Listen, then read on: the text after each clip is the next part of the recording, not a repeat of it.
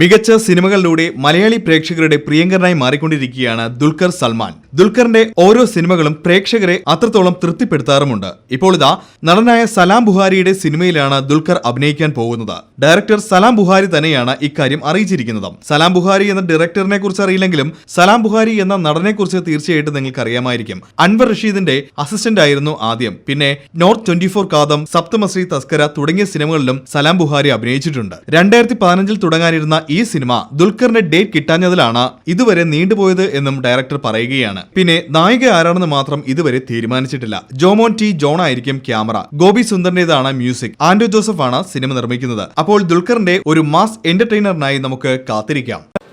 നമുക്ക് ഒരാവശ്യം വന്നപ്പോ കറക്റ്റ് സമയത്ത് ആൾ വന്ന് നമ്മുടെ ഓഡിയോ റിലീസ് ചെയ്ത് വലിയ സന്തോഷം. ലേറ്റ് വന്നതിന് ക്ഷമിക്കണം.